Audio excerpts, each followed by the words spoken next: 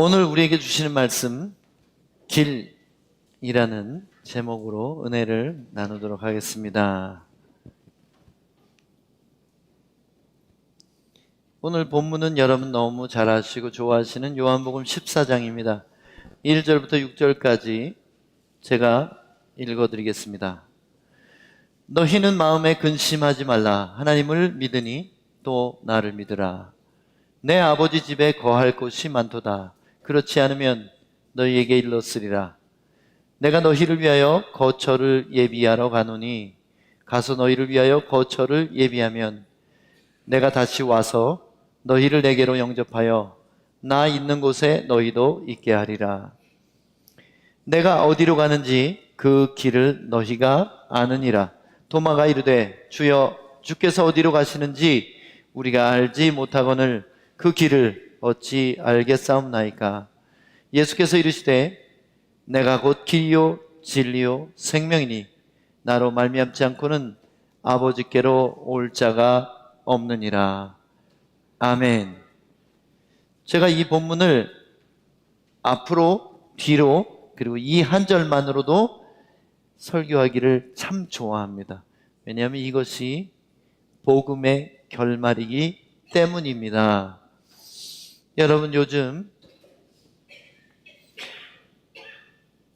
사람들이 제일 고민하고 근심하는 것이 무엇인지 전 세계적으로 물어봐도 뭘 먹고 살 것이 기본적으로라도 해결이 되고 나면 그 다음에 제일 중요한 것이 바로 거처라는 거예요. 돌아갈 곳과 거할 곳이 없는 것이 인간에게 가장 큰 불행이라고 생각합니다.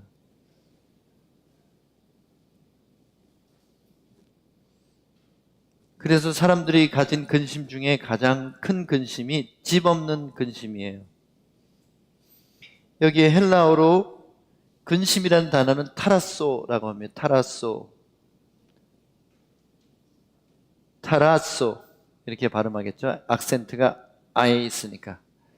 타라소의 의미는 요동치다, 고통하다, 감정적 혼란과 번민 상태를 말하는 단어입니다. 그 마음이 이랬다 저랬다 하는 거예요. 그리고 고통스러운 거예요. 그래서 여러분, 아무리 여러분이 문제가 커도 길거리에 살면서 내일을 알 수 없는 사람들의 불안함과 고통에 비할 바가 아닙니다. 그래서 여러분, 하나님께서는 나그네를 사랑하라 하셨는데 그 나그네가 누구냐면 잠잘 곳 없는 사람들을 말하는 거예요. 집을 떠나서 아니면 집이 없어서 방황하고 거할 곳을 찾아서 헤매는 사람들을 나그네라고 한 것입니다. 그래서 나그네를 사랑하라. 고아와 객과 나그네를 돌보라고 우리에게 명하셨습니다. 율법의 가장 중하고 큰 부분 중에 하나가 바로 그것입니다. 그래서 마음이 요동치고 고통스럽기 때문에 마약을 하는 거예요. 그리고 여러분, 브라질도 몇 년 전까지만, 아니 재작년까지만 해도 겨울에 엄청 추웠습니다. 그 추위를 옷도 제대로 갖추지 않은 길거리 사람들이 어떻게 견딜 수가 있겠습니까? 그래도 웅해알 내고 크레가루 요만큼이라도 받아가지고 그거 피우면은 추위를 잊는다고 그래요. 우리가 저 게으르고 악하고 도둑질하는 나쁜 인간들 이렇게 생각할 것이 아니라 그들이 원해서 그렇게 된 사람들은 별로 없어요. 태어나 보니까 부모가 중독자고 아니면 버려졌고 아니면 태어났는데 끄락골란자였던 사람들도 있습니다. 어떤 사람은 그런 얘기를 해요. 나 여기서 태어났어 이렇게 얘기하는 거예요. 저는 깜짝 놀랐어요. 아, 여기서 난 사람도 있구나.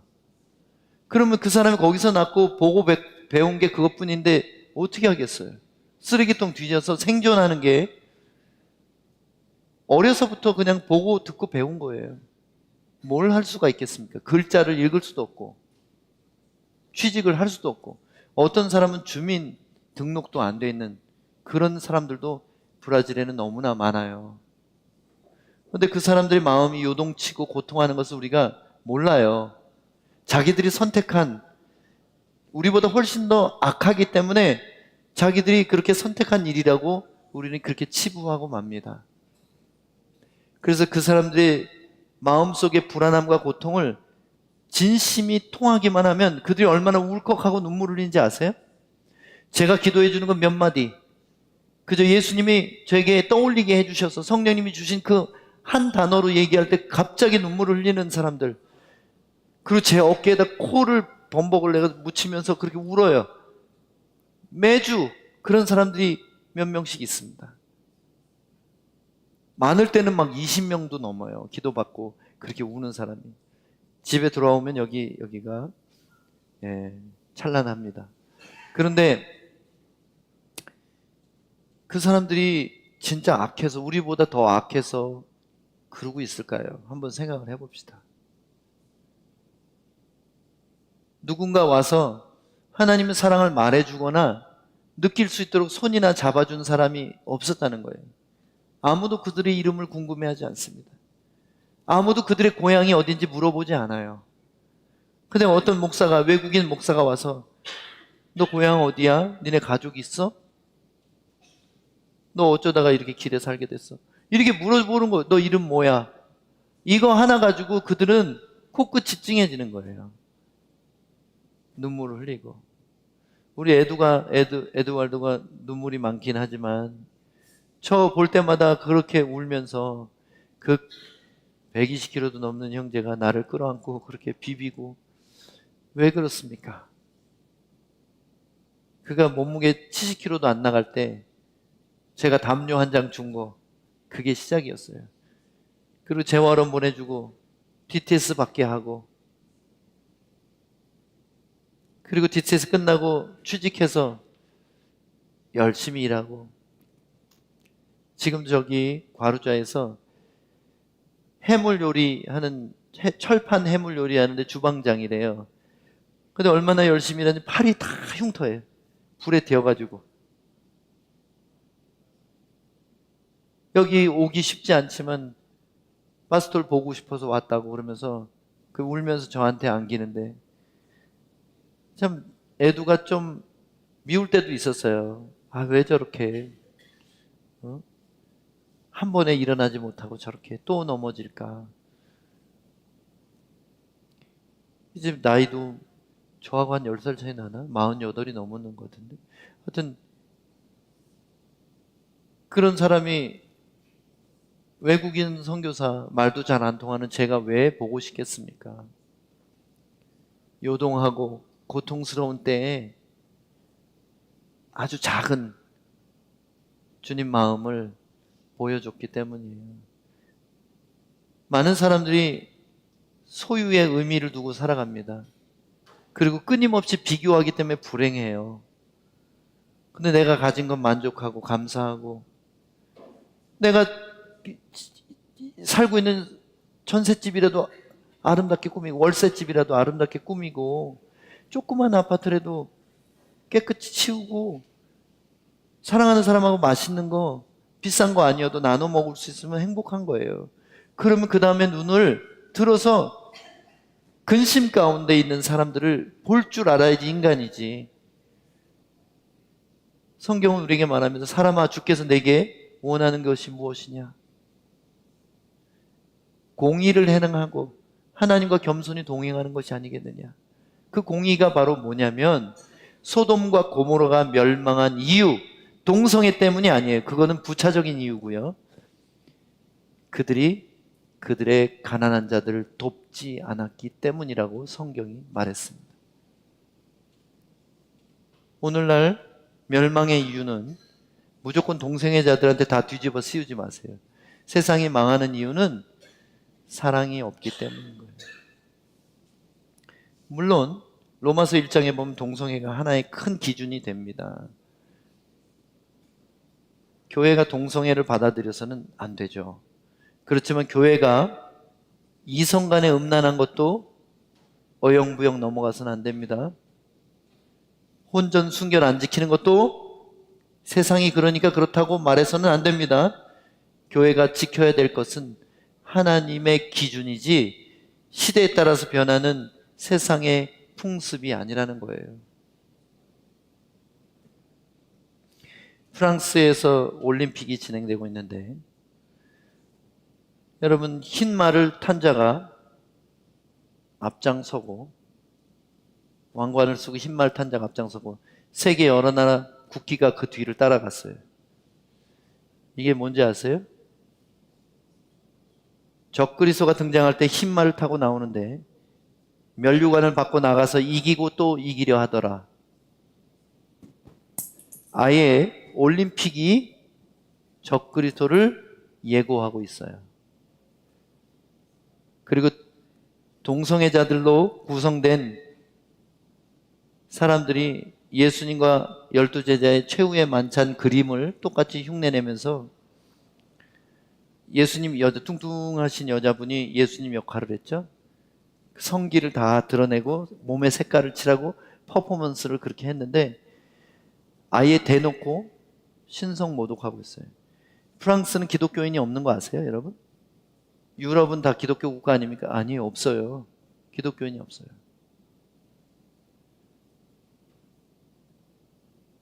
여러분, 유럽연합 상징이 뭐냐면 여자가 황소를 타고 있는 거예요. 에우로파 여신인데 짐승을 탄 음녀를 말하는 겁니다. 그게 잘 보셔야 돼요. 그게 그냥 하는 게 아니에요. 사탄의 기름 부음이 있는 겁니다. 여러분, 프랑스는 가장 예술적이고 문화가 발달하고 사람들이 여행 가고 싶은 1위 나라가 프랑스입니다. 그 프랑스가 바로 예수님을 버리고 마귀를 찬양하는 그런 나라가 됐어요. 모든 사람이 동경하기 때문에, 모든 사람이 바라보기 때문에 마귀가 광고 효과를 크게 낼 수 있는 겁니다. 여러분, 때를 잘 분별하시고 일어나고 있는 일들이 뭔지를 좀 깨달아야 돼요. 2년 전에 제가 왜 요한계시록 세미나를 했겠습니까? 그리고 그때 뭐라고 말했는지 기억나시죠? 이제 앞으로 내년부터 어떤 일이 일어나는지 깨어서 보시라고 여러 번 말했습니다. 세미나 하면서. 그리고 그 일들이 지금 여러분 눈앞에 실제로 펼쳐지고 있다는 거예요. 골라온고원 축구장에서 12명의 이스라엘 아이들이 죽었죠? 폭탄이 떨어져서. 그리고 30명이 다쳤습니다. 골라온고원이 어딘지 아세요? 무기또, 아마겟돈, 하르 무기또. 무기또 전쟁이 아마겟돈이에요. 골란고원이 이스라엘이 시리아로부터 뺏은 거예요. 바벨론, 시리아, 이스라엘이 세 개 나라가 국경을 맞대고 있는 그곳입니다.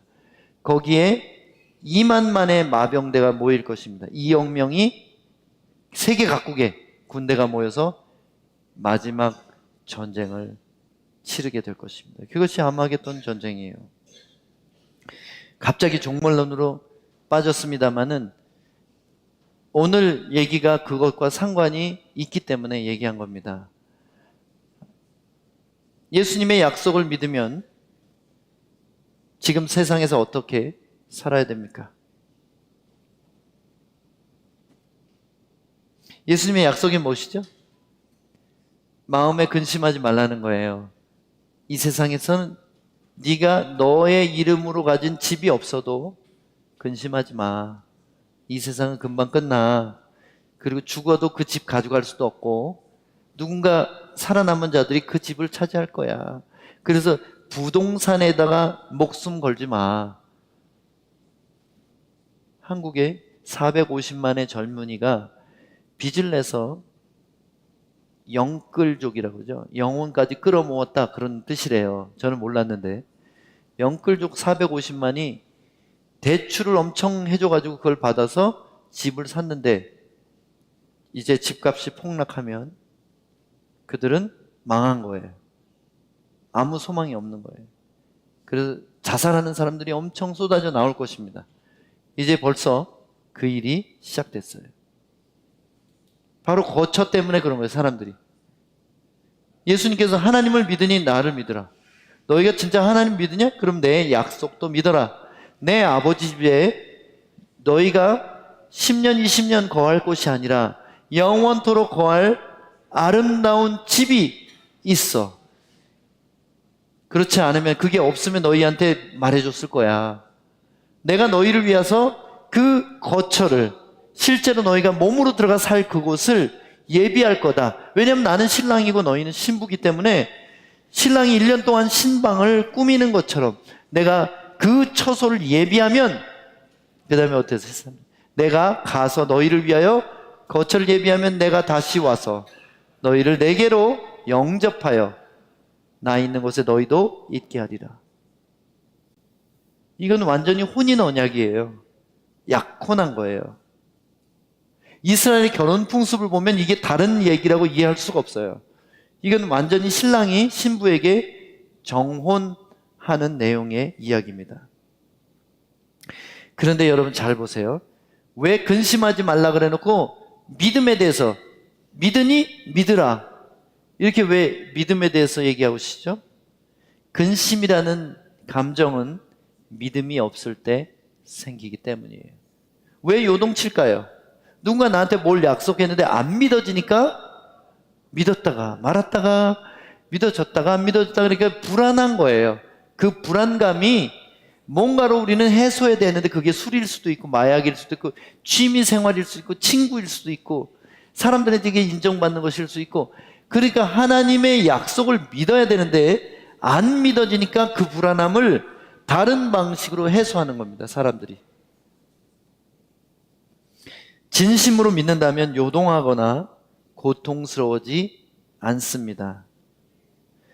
여러분, 근심하지 말라, 이게 위로 같아요, 명령 같아요? 한번 생각해 보세요. 이 문장을 보세요. 너희는 마음에 근심하지 말라, 이게 위로예요, 명령이에요? 명령이에요. 예수님이 너희들 불안해하지 마, 내가 너희를 꼭 데리고 올게, 이런 기분인 것 같아요? 이런 느낌일 것 같아요? 하나님을 믿으니 나를 믿어라, 근심하지 말라, 이건 명령이에요. 그냥 우쭈쭈 해주는 그런 위로가 아니라, 왜냐하면 우리가 구원을 믿음으로 받기 때문이에요. 믿음이 없을 때 요동치기 때문에, 요동치는 건 믿음이 없다는 얘기죠. 믿음이 없으면 우리는 구원 못 받아요. 무엇을 믿으라는 말입니까, 여기서? 하나님 아버지의 영원한 집이 반드시 존재하고, 내가 떠나가지만 너희와 함께 영원히 살 아름다운 거처를 마련하면 반드시 내가 돌아와서 너희를 데리고 갈 것이다. 이것을 믿으라는 것입니다. 이것이 복음의 결말이에요. 이것 때문에 믿는 거예요. 이게 없으면 왜 믿어요, 우리가?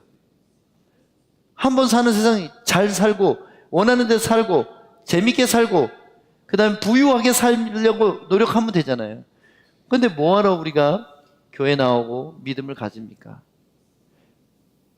교회 나오면서도 그들의 삶의 목적이 큰 집, 좋은 차, 넉넉한 산, 노후에 보장된 생활, 이런 것이라면 그 사람은 뭔가 잘못해도 크게 잘못된 거예요. 세상에 다른 종교를 가진 사람들이나 종교가 없는 사람들과 똑같이 살아가는 겁니다. 그래서 우리는 좀 달라야 돼요. 우리를 부하게 하시든지 가난하게 하시든지 우리의 삶의 목적은 이 땅에 있지 않다는 것입니다. 복음의 결말이 재림과 몸의 부활과 휴거와 영원한 삶이라는 거예요. 새 예루살렘이 예비되었다는 것을 믿는 것입니다. 그럼 우리가 예수님의 이 약속을 믿으면 지금 세상에서 어떻게 살아가야 됩니까? 이게 중요한 거죠. 베드로는 그의 유서 같은 책에서 이렇게 말하고 있죠. 나그네와 행인 같은 너희에게 권하노니 영혼을 거스려 싸우는 육체의 정욕을 제어하라. 제거하라가 아니라 제어하라고 왜 했을까요? 육체의 정욕을 제거하라 이렇게 하면 좋은데 제어하라 그랬어요. 제어는 컨트롤이에요. 제거는 리무브예요. 근데 리무브가 안 되니까 제어하라는 거예요. 참 놀랍죠? 우리는 육체의 정욕이 육체가 죽기까지 존재합니다. 그래서 예수를 아무리 오래 믿었어도 우리 안에 육체의 욕망이 있어요. 칭찬받고 싶은 욕심, 남보다 더 나아지고 싶고, 더 갖고 싶고, 더 누리고 싶고, 더 다른 사람들보다 더 칭찬받고 싶고, 그런 게 다 있어요. 근데 이걸 어떻게 하라고요? 어떻게? 성령의 능력을 힘입어 그것들을 다스리고 살아라. 없앨 수 없으니까 조절하는 거예요.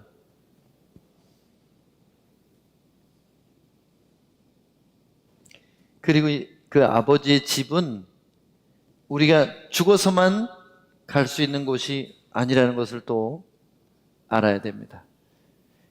아버지의 집은 이후에 들어갈 천국만을 말하지 않습니다.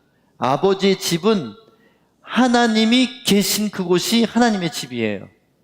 그리고 오늘 이 저녁에 화요모임 오셔서 우리가 찬양 가운데 뜨겁게 아버지의 임재를 경험했으면 우리의 마음을 만지시고 눈물이 왈칵 쏟아지면서 그분이 계시다는 걸 느낄 수 있어요. 이렇게 말하면 너무 신앙이 감정적인 것이 아니냐 이렇게 말하는 사람들이 있어요. 근데 그럼 감정 없는 게 신앙입니까? 반대로 물어볼게요. 무덤덤한 게 진짜 신앙이에요? 머리로 딱 이해했어요. 이게 신앙이라는 거예요. 우리의 전인격적인 반응이 신앙이에요. 알지만 아무 느낌이 없어. 예를 들면은 우리 친아버지를 생각해보면 친아버지를 딱 돌아가셨든지 살아계시든지 딱 떠올릴 때 그분이 호적상 내 아버지지. 근데 하나도 안 보고 싶어요. 그리고 빨리 죽었으면 좋겠어. 유산 받게. 그러면 그게 아버지예요? 그분이 내 아버지라고 아는 게 뭐가 중요해? 그 아버지와 함께 있고 싶고 식사라도 하고 싶고 그분과 다정한 얘기를 나누고 싶고 그분의 지친 어깨를 주물러 드리고 싶고 이게 진짜 아버지와 자녀의 관계 아니겠어요? 하나님을 안다고 하지만 예수님 찬양하는데 어떻게 우리가 감격을 안 해요? 저는 그런 사람들 놀라워요. 아니 저는 좀 이성적인 사람이라서. 진짜요? 진짜 이성적인 사람이라서 하나님 앞에서 그렇게 무덤덤한 거예요? 아닐걸? 자기가 죽을 병에 걸렸다고 들으면 울고 난리를 칠걸 아마? 어쩜 자기 자식 다쳤다고 얘기 들으면 하늘이 무너진 듯이 울걸요? 감정이 없는 게 아니에요. 사랑 안 하는 거예요. 사랑 안 하는 거예요. 내가 남편으로서 아내에게 돈 벌어다 줘. 그리고 같이 자. 같은 공간에 있어. 한마디도 대화 안 하고 관심도 없어요. 이게 사랑이에요? 나는 의무 다 해. 줄 거 다 주고 할 거 다 하고. 그게 사랑입니까? 아내 마음이 어떤지,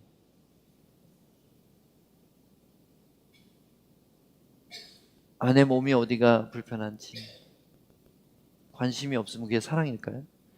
근데 우리는 예수님을 사랑한다, 하나님 아버지 이렇게 부르면서 하나님이 뭐 때문에 가슴 아픈지를 물어본 적도 없고 궁금하지도 않아요.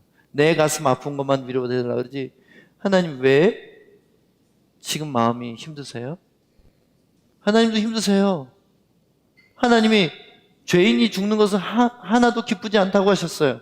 근데 수없이 많은 죽어가는 인생들을 보면서 그들이 예수조차도 알지 못하고 믿지 않고 죽어가는 걸 보면서 하나님이 괜찮으실 것 같아요? 베네수엘라에서 애들이 굶어 죽는 걸 보시고 하나님이 그래 뭐 죄인들 죽는 게 뭐 나하고 무슨 상관 이렇게 하실 것 같습니까? 그렇다면 여러분이 예배에 나오고 기도 드리면서 뭐가 궁금해야 되는지를 아셔야 돼요. 신앙생활에 아무리 오래 했어도 주님 내 문제 해결해 달라고 여 수준에 머물러 있으면 그것은 하나님을 절대로 기쁘시게 할 수 있는 신앙이 아닙니다. 그래서 여러분 이후에 가는 천국에 가기 위해서는 이 땅에서 이 땅에 아버지의 집을 찾아야 돼요. 이 땅에 아버지 집이 어디 있어요? 여기 소망의 교회가 아버지의 집입니까? 그래서 바리새인들도 궁금했던 것 같아요. 바리새인들이 하나님의 나라가 어느 때 임하나이까 묻거늘 예수께서 대답하여 이르시되 하나님의 나라는 볼 수 있게 임하는 것이 아니요 또 여기 있다 저기 있다고도 못하리니 하나님 나라는 너희 안에 있느니라. 너희가 누구예요? 너희가 정말 하나님을 원해? 간절해? 그분의 얼굴을 구하고 있니? 그러면 이미 그분이 와 계셔. 근데 너희가 안 찾는 거야. 하나님은 편재하시기 때문에 그분의 속성이 뭐냐면요. 안 계신 곳이 없는 분이 하나님이에요. 그럼 우리가 정말 그분께 간절하기만 하면 그분의 마음이 궁금하다고만 말씀드리면 빛의 속도로 곁에 오십니다. 그리고 나 여기 있어 이렇게 말씀하시는 분이에요. 그러면 그곳이 바로 아버지의 집이 되는 거예요. 아버지의 집은 장소가 아니라 아버지가 계신 곳이 아버지의 집이에요. 그럼 우리는 어떻게 예배를 포기할 수 있어요? 먹고 사는 것 때문에, 바쁘기 때문에, 내가 피곤하기 때문에, 아프기 때문에, 그것 때문에 예배를 포기한다고 하면 우리는 어느새 모르게 세상에 끌려가게 되는 거예요. 물론 여기 임하는 하나님의 나라, 아버지 집도 이렇게 중요합니다. 그러나 이것은 영혼에 대한 연습이에요. 실제 그 나라에 몸으로 들어갈 때가 있다는 거예요. 최종적으로는 아버지가 계신 그 집이 우리가 사는 물리적인 세계 안으로 들어올 거예요. 이렇게 말하면 무슨 이단의 설이라고 생각하는 사람도 있어요. 여기에 대해서 자세히 배우지도 않았고 이런 걸 말하는 게 이단들만 이렇게 말하거든요. 그런데 여러분 계시록이 그저 모든 게 상징이라고 말하는 가르침, 좋은 가르침이 아니에요. 이걸 어떻게 상징으로 말할 거예요? 요한계시록 21장 2절에 또 내가 보매 거룩한 성 새 예루살렘이 하나님께로부터 하늘에서 내려오니 천국은 가는 게 아니라 천국이 오는 거예요. 물리적인 세상으로도. 그 준비한 것이 신부가 남편을 위하여 단장한 것 같더라. 예수님이 우리의 신랑이시죠. 근데 새 예루살렘은 새 땅의 신부예요. 새 땅이 신부를 맞이하는 것처럼 새 예루살렘을 맞이할 것입니다. 그래서 그 나라에 실제로 들어가기까지 이 세상에서 우리는 하나님의 임재의 그늘 아래서 사는 연습을 매 예배 가운데 드려야 되는 거예요. 경험해야 됩니다. 이것이 바로 예배입니다. 평생 듣는 말씀, 주님의 크신 사랑을 또 듣고 또 감격하고 영원토록 그 사랑을 기억하고 찬양하기 위해서 이 땅에서도 하나님의 집에 들어가는 연습을 예배를 통해서 하는 것입니다. 재림의 날이 가까울수록 우리는 하나님의 임재가 있는 찬양과 기도와 예배의 모임에 힘써야 됩니다. 이것이 재림을 준비하는 하나의 기둥이에요. 우리 재림 준비는 몇 가지가 있는데 그 중에 중요한 기둥이 바로 예배라는 것입니다. 히브리서 10장 25절에 이 모이기를 패하는 어떤 사람들의 습관과 같이 하지 말고 오직 권하여 그 날이 가까움을 볼수록 더욱 그리하자. 자, 팬데믹이 지나면서 우리는 모이기를 힘쓰지 않게 됐습니다. 우리는 이전에 이런 것을 상상도 못했어요. 누가 강제로 교회 문을 닫을지 상상이나 했겠습니까? 그러나 방역을 이유로 교회 문은 나라에 따라 다르지만 수개월 동안이나 닫혀 있었고 예배를 드릴 수 없었어요. 그 예배를 드릴 수 없을 때 많은 사람들이 온라인으로 예배를 드렸으나 이제 예배를 드릴 수 있어도 교회로 돌아오지 않는 사람이 절반 이상이에요. 그리고 교회를 나와도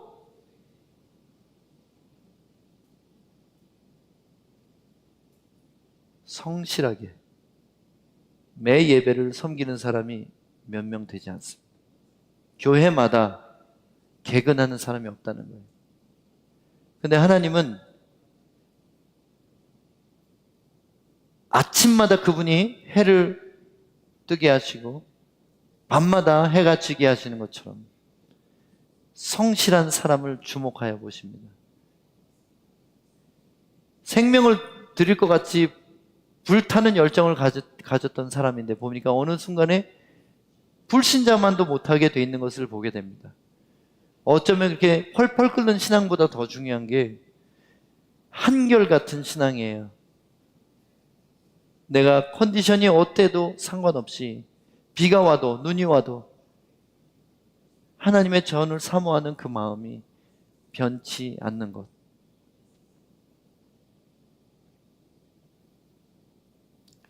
오늘 본문 4절에 보면 내가 어디로 가는지 그 길을 너희가 아느니라. 이 얘기를 왜 하셨을까 예수님이? 내가 어디로 가는지 너희가 알아. 그 이전에 여러 차례 말씀하셨어요. 내가 아버지께로 간다고 예고하셨다는 거예요. 근데 그들이 믿지도 않고 귓등으로 들었다는 거예요. 이 말을 했는지도 기억도 못해요. 왜냐하면 중요하게 생각을 안 했어요. 예수님이 무슨 소리야 이게. 뭐 아버지께 간다는 말이 뭘까요? 요셉은 돌아가셨고 누구한테 간다는 말이에요? 혹시 하나님께? 그럼 무슨 말이지? 그럼 죽는다는 건가? 에이 모르겠다. 이렇게 넘어간 거예요. 내가 어디로 가는지 너희가 그 길을 아느니라. 내가 여러 차례 말했다. 내가 사흘 만에 부활하고 죽고 사흘 만에 부활해서 아버지께로 간다. 이 말을 했다는 거죠. 근데 도마가 이르되 5절에 주여 주께서 어디로 가시는지 우리가 알지 못하거늘 그 길을 어찌 알겠사옵나이까. 아니 예수님 가시는 목적지를 모르는데 거기로 가는 길을 우리가 어떻게 알아요?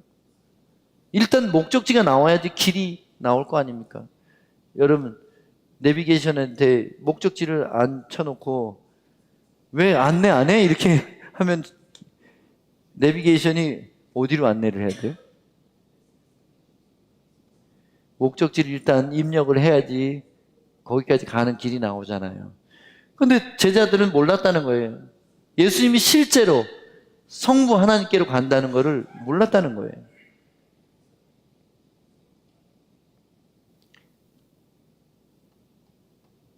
거처가 없는 것은 우리에게 근심을 하게 하지만 조금 다른 감정인데요. 사람을 패닉하게 하는 것. 길을 잃어버렸을 때. 여러분 만약 운전하고 가는데 모르는 길에 들어왔는데 악명 높은 파벨라에 들어와 있어요. 여러분 어떠시겠어요? 혼자서 운전하고 가는데 내려가는 길이 안 보여. 그냥 좁은 골목으로 가더니 길이 끊어졌어요. 근데 차를 돌릴 공간도 없어. 근데 뒤에서 사람들이 슬금슬금 골목에서 기어나와.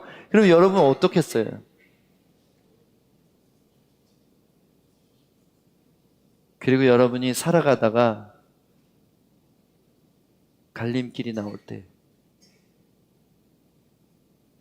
어디로 가야 될지 모를 때 그때처럼 사람을 두렵게 하는 것이 없다는 거예요.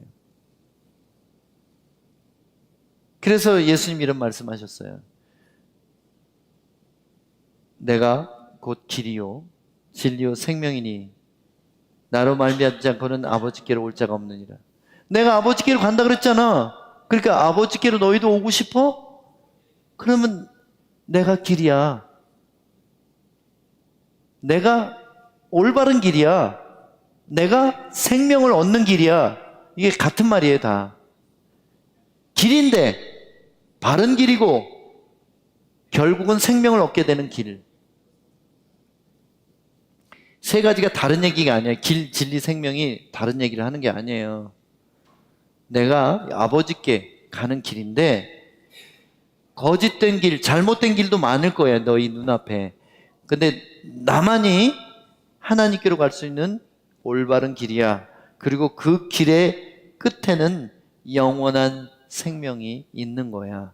그래서 아버지께 갈 수 있어. 왜냐하면 영원한 생명이 없는 존재는 아버지 앞에 설 수가 없어.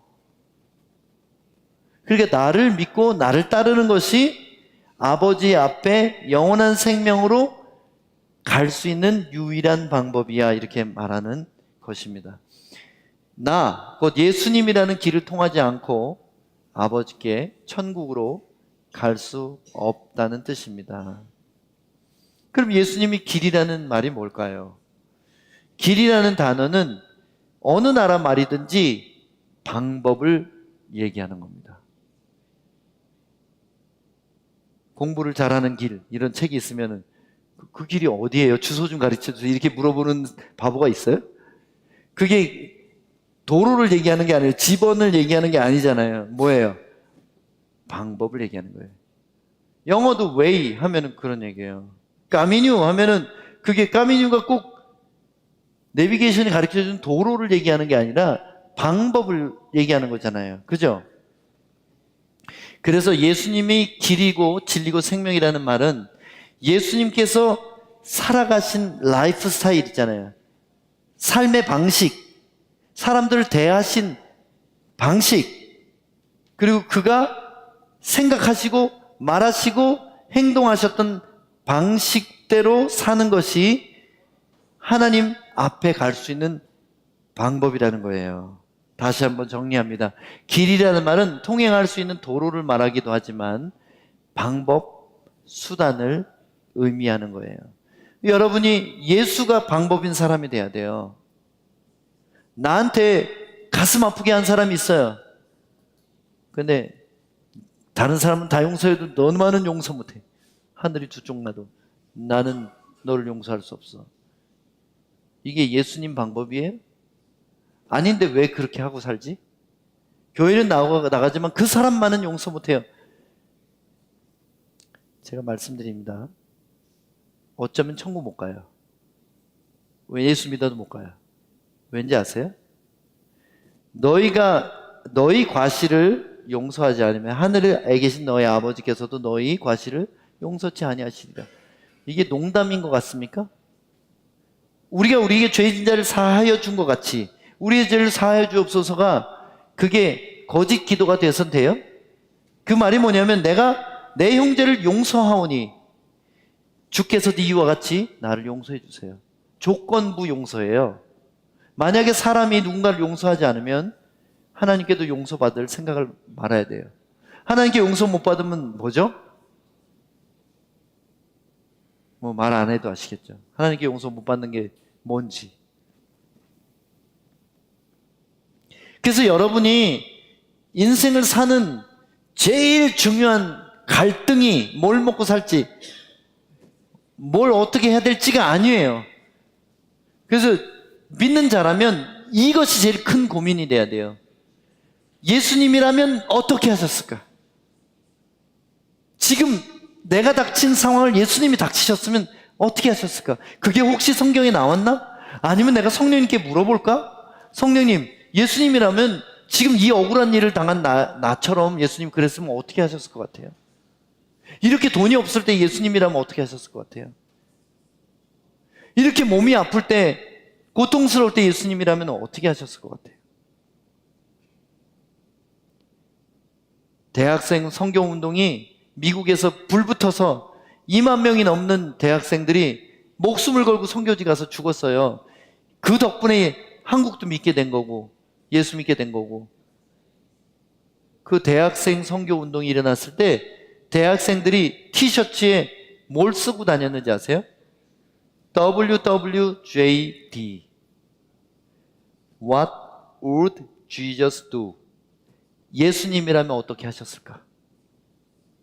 WWJD 하고 물음표 붙인 그 티셔츠를 입고 다녔어요. 대학생들이. 그래서 제가 오래전에 한 20몇 년 전에 주의 형상이라는 노래를 써서 제 앨범에 있는 거예요. 나의 하루하루 모든 생활 중에 주님이라면 어떻게 하실까 생각하며 또 그 마음 느끼며 살 수 없을까. 이게 진짜 제 고민이었어요. 제 젊은 날에 예수님을 만나고 난 뒤에 제일 큰 고민이 나 뭐 먹고 살지 이런 고민하지 않았어요. 어떻게 하면 예수님처럼 살 수 있을까? 왜냐하면 제가 유별나게 다른 사람보다 더 인정머리 없었고 더 날카로웠고 더 고집스러웠고 더 우울한 사람이었기 때문에 예수 믿은 다음에 예수님을 진짜 인격적으로 만난 다음에 제일 큰 고민이 바로 그거였어요. 내가 어떻게 결혼할까? 내가 뭐 먹고 살까? 뭐 하고 살까? 그게 아니라 어떻게 하면 주님처럼 살 수 있을까? 여러분 진짜 이것 때문에 고민하셔야 돼요. 여러분의 제일 큰 고민이 자식이면 안 돼요. 남편이어도 안 돼요. 여러분의 제일 큰 고민이 다른 것이면 안 됩니다. 뭐 먹고 살지가 돼서는 절대로 안 돼요. 그래가지고는 예수님 신부로 못 갈 수도 있어요. 이렇게 하면 또 그래요. 행위구원론자가 지긋지긋해 죽겠어요. 저는 은혜로 구원받는 것을 확실히 믿는 사람입니다. 은혜로만 구원받아요.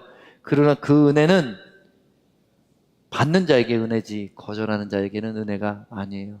은혜를 받는 방법이 뭔지 아세요? 예수님의 값없이 주시는 은혜를 받으려면 겸손함이 있어야 됩니다. 그 겸손함이란 게 뭐냐면 내가 내 삶의 주인이 돼서는 안 된다는 거예요. 그럼 예수님이 내 삶의 주인이라는 게 뭐예요? 예수님이라면 어떻게 하셨을지 물어보는 게, 왕께 물어보고 하는 게 그게 믿음이라는 거예요. 예수님께서 선택하신 길을 따르는 것이 천국에 이르는 방법이기 때문입니다. 여러분 중요한 게 있어요. 어떤 길에 내가 들어섰다고 목적지에 도착한 게 아니죠. 내가 여기 희호 가야 돼. 희호 가려면 두뜨라 타야 되는데 두뜨라의 초입에 들어가서 여기 희호다 이렇게 말할 수 있어요? 두뜨라에 탔으면 어떻게 돼요? 쭉 가야 돼요. 쭉 올라가야 돼요. 그래야지 희호가 나오는 거 아니에요. 어떻게 과정이 없이 결과를 얻으려고 해요? 내가 영접했으면 그만인 게 아니라 영접했으면 그 영접한 주님과 함께 내 몫의 삶을 끝내야죠. 그래서 요단강 건너서 그분을 만나는 거 아니겠습니까? 길에 들어섰다고 우리는 구원받았다 이렇게 말할 수가 있는 게 아니에요. 그와 같이 믿음으로 산다는 이 말은 순간적인 고백을 통해서 내가 교회에 가입되었다는 것을 말하는 게 아닙니다. 복음에는 하나님의 의가 나타나서 믿음으로 믿음에 이르게 하나니, 믿음에서 믿음에 이르게 하는 거, 이게 뭐예요? from to를 말하는 거예요. 시작과 끝을 말하는 거예요. 이 얘기는 디렉션을 말하는 거예요. 맵을 얘기하는 거예요. 천국 가는 지도, 믿음으로 시작해서 믿음으로 맞춰야 된다는 거예요. 기록된 바 오직 의인은 믿음으로 말미암아 살리라 함과 같으니라. 가슴이 벅차게 말을 더듬네요. 기록된 바 오직 의인은 믿음으로 말미암아 살리라. 이 말이 어떻게 들리세요? 내가 영적으로 죽어 있었는데 믿는다고 고백하니까 그냥 팍 살아나는 거? 앞에서 뭘 말했어요? from to를 말했죠. 시작과 끝을 말했죠.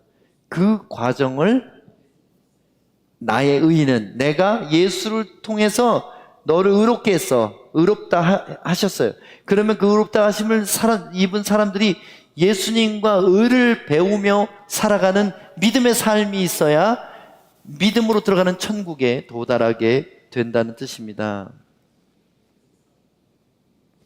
믿음으로 산다는 말은 죽었다 살아난다는 뜻이 아니고 믿음으로 살아간다는 뜻이 더 크다는 것입니다. 예수님은 본문 앞에서 재림과 부활과 영원한 천국에 대해서 당신의 약속을 믿으라고 하셨습니다. 그리고 그 천국에 대한 믿음을 표대로 두고 날마다 예수님이 살아가신 방식으로 넘어져도 또 일어나고 자빠져도 다시 일어나서 그 길을 살아가라는 것이 예수님이 우리에게 요구하시는 거예요. 나로 말미암지 않고는, 나라는 길을 통하지 않고는 아버지께로 올 수 없느니라. 여러분, 예수님이라는 길의 제일 큰 특징이 뭔지 아세요? 예수님 스타일이 뭔지 아세요? 잘 모르시나 보다. 긍휼이에요? 위로예요? 친구가 되어주는 거예요? 예수님 스타일 중에 제일 큰 게 뭔지 아세요? 우리는 예수님 스타일 하면 예수님이 사람에게 한 것만을 떠올려요. 이게 중요한 거예요. 예수님 스타일은 예수님이 사람들에게 베푼 은혜와 사랑만을 기억하게, 우리는 우리 중심이니까. 예수님의 가장 큰 예수님의 스타일이 뭐냐면 복종이에요. 예수님 스타일은, 제일 중요한 예수님, 우리가 따라가야 될 예수님 스타일은 하나님 아버지께 대한 조건 없는 절대 복종이라는 거예요. 이런 얘기를 하면 우리 신앙의 핵심이 뭔지를 알게 됩니다. 믿음이라는 단어가, 우리는 성경을 읽기 때문에 복종으로 보여야 돼요. 율법에서 자유케 된 사람들이 무법자로 살아가라고 우리를 은혜로 구원하신 게 아니라는 거예요. 율법에서 자유케 된 사람은 성령의 법으로 들어온 거예요. 성령의 법에 들어왔다는 말은 성령이 입법자예요. 그럼 성령이 세우시는 법에 복종해야 성령의 사람인 거예요. 우리가 성령님을 느끼지도 못하는데 무슨 성령께 복종을 해요? 그래서 성령님과 대화하는 법을 이상한 신비주의에서 찾지 말고 말씀에서 찾으라고, 묵상 그렇게 하라는 거예요. 말씀 묵상하면서 말씀 공부하라는 게 아니라 말씀을 펴놓고 성령님과 대화하라는 거예요. 그래서 성령님과 대화의 채널이 없는 사람은 결국은 고민하다가 자기 생각대로 살아요.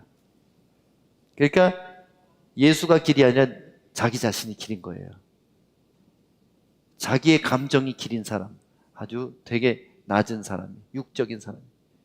자기의 지식이 길인 사람, 육적인 사람보다 조금 나을지 몰라도 그것도 혼적인 사람이에요. 자기 의지, 내가 이렇게 할 거야, 이것이 길인 사람, 그 사람도 역시 인본주의자라는 거예요. 여러분, 예수님 스타일은 복종이에요. 내가 하기 싫어도, 내 감정이 그걸 거부해도 그것이 아버지의 뜻이라면 생명을 던지는 십자가마저도 복종하신 것. 그래서 여러분, 율법 지키는 것보다 성령의 법 지키는 게 훨씬 더 어려울 수도 있어요.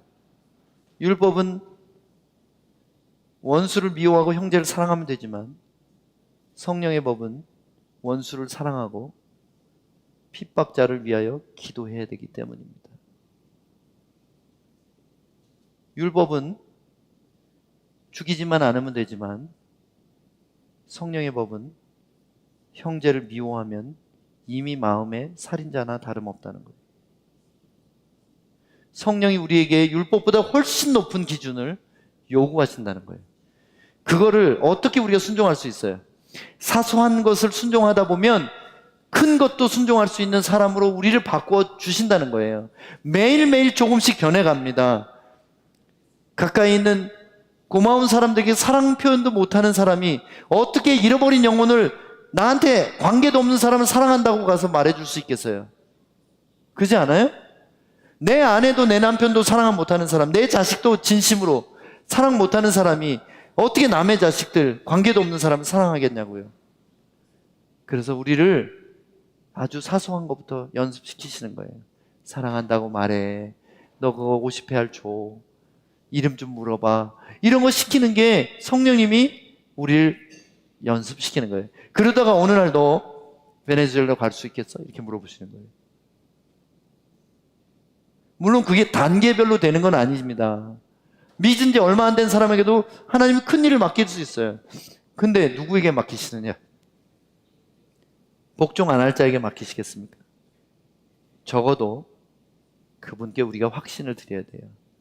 아, 사람을 찾다가 너라면 무슨 말을 해도 내 말을 들을 거야. 그 사람에게 입을 크게 여신다는 거예요. 말씀을 크게 울리게 들려주신다는 거예요. 어떤 사람이 음성 못 듣는지 알아요? 자기 고집대로 하면서 신앙생활하는 사람은 안 들려요. 그 용서하라고 그렇게 설교자가 계속 말하고 또 들었는데도 그래도 내 마음이 허락이 안 해요. 누가 왕인 거예요? 그럼 그게 들릴 것 같아요? 절대로 안 들려요. 하나님 음성 안 들려요. 하나님 음성 누가 들리냐면 그냥 막둥이처럼 그냥 네 이렇게 하는 사람이 잘 들리는 거예요. 착한 막둥이처럼.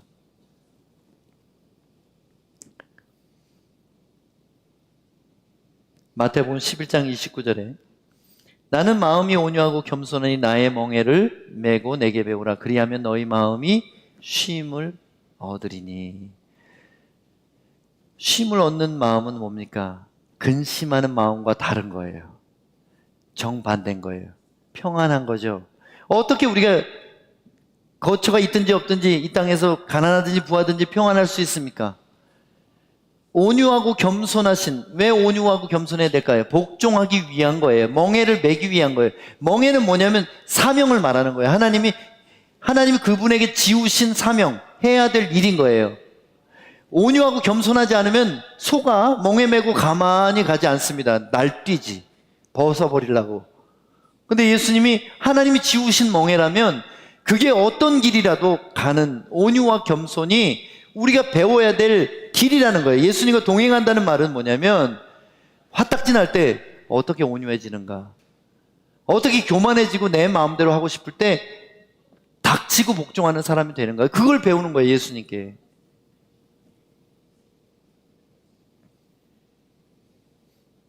그 복종을 우리는 십자가라고 부릅니다. 이에 예수께서 제자들에게 이르시되 누구든지 나를 따라오려거든 자기를 부인하고. 자기를 부인하는 게 뭐예요? 내가 하고 싶은 거 하지 않는 거, 내가 화나는 거 화나는 대로 안 하는 거, 내가 끌리는 거 끌리는 대로 하지 않는 거, 내가 욕심나는 거 욕심나는 대로 하지 않는 거. 자기 부인이에요. 그게 자기 십자가를 지고 죽기까지 복종하는 자세를 말하는 거예요. 나를 따를 것이니라. 자기를 부인하고 자기 십자가를 지라는 것은 쉽게 말하면 나의 원함과 권리라고 생각했던 것들을 내려놓고 목숨 걸고 하나님께 복종하며 살라는 것입니다. 그것이 영생을 얻는 길이기 때문에 우리는 영생을 쉽게 얻는다고 생각하세요. 근데 예수님께서 뭐예요? 자기 목숨을 나와 내 나라를 위하여 자기 목숨을 버리는 자는 얻을 것이라고 했어요. 우리의 신앙은 목숨 걸고 믿는 신앙이 되어야 되는 거예요. 지금 우리가 평안한 때니까 이렇지, 적그리스도가 실제로 나타나서 너 예수 믿을래? 예수 믿고 죽을래? 예수 부인하고 살래? 이렇게 할 날은 우리가 뭘 택해야 돼요? 그때 구원받으려면 예수 믿는다고 말고 죽어야 되잖아요. 우리 그 상황이 안 오니까 대충 믿는 거예요. 근데 그 상황이 오든 안 오든 우리는 목숨 걸어야 돼요. 우리 신앙에 대해서. 왜냐하면 이 목숨은 영원하지 않지만 부활 이후의 목숨은 영원하기 때문인 것입니다. 오늘 본문을 정리하면 이렇습니다. 이 땅에서 예수님을 통해 하나님의 임재를 맛보는 믿음의 예배자로 살아가야 된다. 그리고 만약 진정한 예배자라면 하나님의 뜻을 구하고 복종하는 삶의 예배로 살아가라. 이것이 믿음의 삶이다. 의인이 살아갈 믿음이 되는 믿음의 삶이라는 거예요. 아셨죠? 그래서 예수님이 길이라고 말할 때 우리는 두 가지예요. 예수의 피를 힘입어 날마다 성소에 담대히 나가는 예배의 삶을 살아야 돼요. 그 예배가 끝나면 그냥 예배 자리에서 죽으면 좋겠지만 안 죽잖아요. 살아있으면 그 다음 어떻게 해요? 성소에서 나와서 세상을 향해 가야 되잖아요. 그때 우리는 어떻게 살아야 돼요? 하나님의 뜻을 구하고 복종하는 삶을. 용서하라면 용서하고, 주라면 주고, 가라면 가고, 포기하라면 포기하고, 하라면 하는 거예요. 이렇게 과격하게 말하니까 인기가 없어요, 제가. 왜? 하나님 너 용서하셨어? 사랑하셔. 그냥 너를 눈동자같이 어여쁘다 내야 이렇게 한다고만 말하면 영적 어린아이를 벗어나지 못합니다. 만약 그 놀라운 은혜를 받은 걸 진짜 깨달았다면 그 다음에 뭐예요? 일어나서 따라가는 거예요. 근데 자꾸 여러분 은혜에 중독된 사람들은 그 어린아이 위로로 돌아가려고 그래. 자꾸 우쭈쭈 해주는 거. 그거 진짜 그게 맞아요? 우리가 진짜 은혜로 구원받은 것만 그렇게 강조하면서 그 은혜만 머물러 있으려고 하면 돼요? 그럼 저기 은혜 모르는 사람은 그냥 죽든지 말든지 놔둬야 되는 거예요? 내가 은혜를 알면 어떻게 동생들 찾으러 안 갑니까? 진짜 내가 아버지 은혜를 아는 탕자의 형이라면 어떻게 돼지우리에 자기 동생이 있는데 죽든지 살든지 이렇게 저 아들 창기와 함께 당신의 재산을 먹어버린 저 아들이 돌아왔을 때 그렇게 어떻게 잔치해 줍니까? 이렇게 따질 수 있겠어요? 그게 바리새인 같은 신앙인 거예요.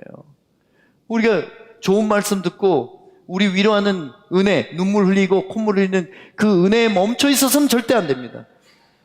복종하는 것이 어떻게 행위 구원론이에요, 이게.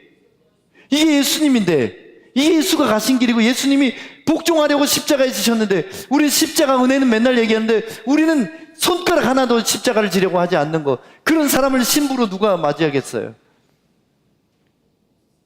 이 가르침을 온라인으로 듣든지 누구 듣지 제가 행위 구원론자라고 따지고 싶은 사람은 성경 가지고 찾아오세요. 브라질 상파울로 소망의 교회로 오십시오. 너 양들 다 어째고 너 혼자 왔냐 이런 소리 들으려고 그 소리 듣지 않기 위해서 제가 인기가 있든지 없든지 이런 얘기를 할 수밖에 없는 거예요. 그래서 오늘 본문의 내용을 우리말로 한번 바꿔봤어요. 오늘 예수님께서 명령하십니다. 근심하지 말아라. 나를 믿으라. 나를 힘입어 아버지께 나아가라. 모든 순간 내게 물으며 복종의 길로 나를 따라와라. 시가미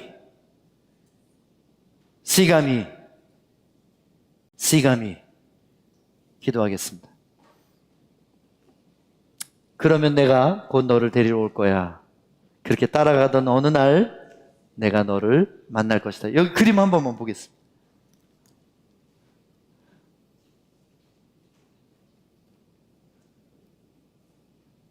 저 중에 서 있고 싶으세요? 아니면 없고 싶으세요? 저 뒤통수들 중에 한 명이고 싶으세요? 그럼 따라가야 돼요. 그날이 코앞에 닥쳐 있습니다. 그래서 우리 기도할 때 예배하겠습니다. 예배 드리겠습니다. 개인 예배 다시 세우겠습니다. 예배 공예배에 빠지지 않겠습니다. 그리고 은혜 받는 임재의 자리에 사모하며 나가겠습니다. 그 예배 소홀히 했던 거 회개하면서 좀 기도했으면 좋겠고요. 두 번째, 제가 어느 순간에 자꾸 예수님의 왕권을 부인하고 내 고집대로 용서 못하고 내 고집대로 주지 못하는 이 내 자신을 또 십자가에 못 박아 이제 죽기까지 복종하신 예수님처럼 제가 성령께 복종하며 끝까지 믿음으로 살겠습니다. 이 두 가지 고백을 드리면 오늘 밤에 주님이 얼마나 기뻐하실지 그 고백으로 함께 기도하며 나가겠습니다. 하나님 아버지 감사합니다. 오늘 이 주신 말씀을 두렵고 떨림으로 받습니다. 하나님 우리는 거저 주시는 은혜만 목말라서 중독되어서 살아왔습니다. 그러나 우리가 하나님의 아버지의 임재를 사모하며 날마다 아버지 집을 찾아가는 예배자로 연습하며 살지 않았습니다. 하나님 예배를 소홀히 한 거 용서해 주시고 이제 다시 개인 예배와 가정 예배와 공예배를 사모하며 세우게 하여 주시고 하나님 그 예배가 형식적인 예배를 머물지 아니하고 하나님의 품에 안기는 참된 예배들이 되게 해 주시옵소서. 뿐만 아니라 우리의 삶에 있어서 우리의 고집대로 살아가는 것이 아니라 나의 권리를 내려놓고 예수님의 십자가를 지고 온유함과 겸손함으로 복종을 배우며 살게 하여 주시옵소서. 그래서 예수님이 어느 날 하늘 가득 울리는 나팔 소리와 함께 이 땅에 임하실 때 반드시 예수님 앞에 서는 깨어있는 성도들 되게 하여 주시옵소서. 주님 감사합니다. 주님의 약속이 변치 않아서 얼마나 다행인지. 우린 이 땅에 비록 화려한 집이 없지만 우리 예수님이 마련하신 영원한 아름다운 집이 있는 것을 정말 다행히로 여기고 든든하게 여깁니다. 그래서 이 땅만 보고 살아가는 자가 아니라 하늘을 바라보고 살기로 결정합니다. 또한 하나님 아버지의 거하시는 임재의 예배 가운데 우리가 날마다 나가기로 결정합니다. 개인 예배 다시 회복하게 해주시고, 또한 모든 임재가 있는 공예배 가운데 마음을 다해서 예배드리는 예배자가 되게 하실 뿐 아니라 삶에 있어서도 온유와 겸손으로 하나님 주신 멍에를 끝까지 메고 가신 예수님처럼 우리도 우리가 하기 싫은 일이어도 주의 뜻이라면 복종하는 예수 닮은, 예수라는 길로 가는 참된 믿음의 사람들이 다 되게 하여 주시옵소서. 예수님 이름으로 감사하며 기도합니다. 아멘.